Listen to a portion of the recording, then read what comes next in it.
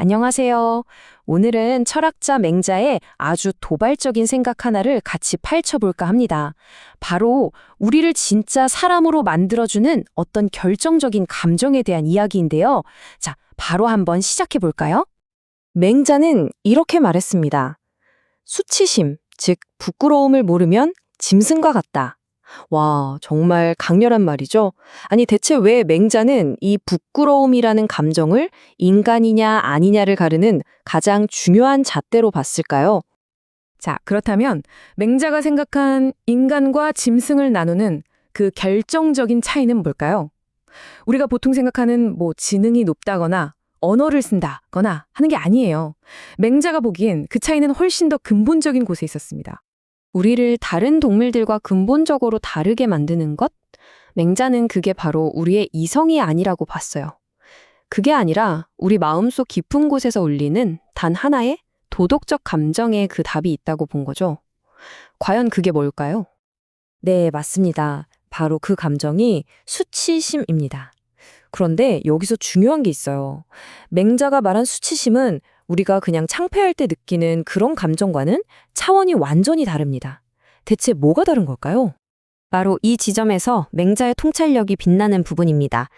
그가 말한 수치심은요, 사람들 앞에서 실수해서 얼굴 빨개지는 그런 단순한 부끄러움이 아니에요. 이건 우리 내면에서 이건 아니지 하고 경고등을 켜주는 도덕적 나침반, 즉 옳고 그름을 알려주는 본능적인 감각이었던 거죠. 맹자는 바로 이 감정이야말로 우리 인간성의 가장 핵심적인 요소라고 주장했습니다. 다른 어떤 것도 아닌 바로 이 부끄러움을 아는 마음이 우리를 인간으로 만든다, 이겁니다. 그리고 이 수치심이라는 나침판을 따르느냐, 아니면 그냥 무시해버리느냐에 따라서 인생의 길이 완전히 달라진다고 봤어요. 한쪽은 이 수치심을 길잡이 삼아서 옳고 그름을 인정하며 성인의 길로 나아가고요. 다른 한쪽은 이 나침판을 무시하고 오직 자기 이익만 줬다가 결국 짐승의 길로 떨어진다는 거죠. 그 갈림길 한가운데에 바로 이 수치심이 있는 겁니다. 그렇다면 이 내면의 나침반이 완전히 고장나버린 사람은 어떤 모습일까요?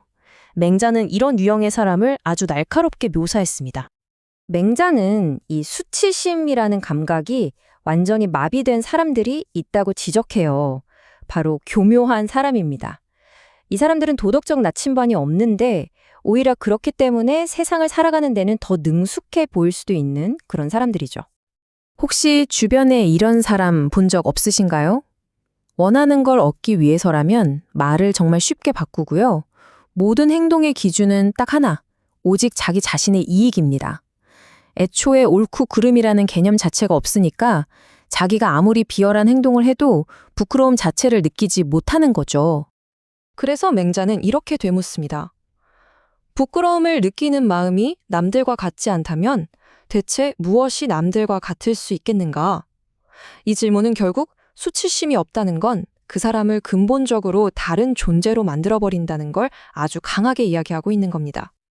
자, 그럼 이게 그냥 2000년도 더 된 낡은 이야기일까요? 놀랍게도 맹자의 이 경고는 어쩌면 오늘날 우리 사회에 훨씬 더 날카롭게 들릴지도 모릅니다. 나만 편하면 되지 뭐. 일단 이기고 봐야지.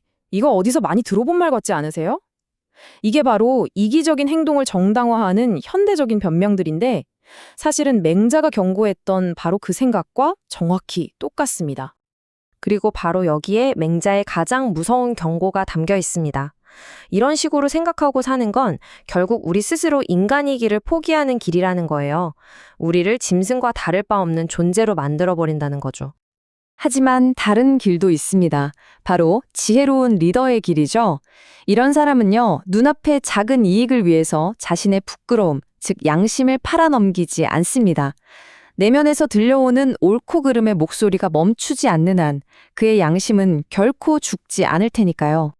자, 이제 맹자의 철학을 우리 자신에게 한번 비춰볼 시간입니다. 스스로에게 한번 솔직하게 이 질문들을 던져보는 건 어떨까요? 첫 번째 질문입니다. 나는 내 행동에 대해 얼마나 솔직하게 부끄러움을 느끼는가? 남들에게는 그럴듯한 변명을 하지만 사실 내 마음속으로는 이건 좀 아니었는데 하고 알고 있는 그런 순간들에 대해서요. 두 번째 질문. 나는 내 양심을 지키기 위해 어떤 희생까지 할 수 있는가? 편안함이나 이익 혹은 사람들의 평판 같은 것들을 좀 포기해야 할 때도 내 안의 목소리를 지켜낼 수 있을까요? 그리고 마지막 질문입니다. 나의 삶은 과연 어떤 가치를 좇고 있으며 나는 그 가치를 위해 어떤 노력을 하고 있는가? 맹자는 단순히 과거의 이야기를 하는 게 아닙니다. 그는 우리 각자에게 거울 하나를 건네주면서 그 거울을 통해 우리 자신의 인간성을 똑바로 들여다보라고 말하고 있습니다. 여러분의 거울에는 지금 무엇이 비추고 있나요?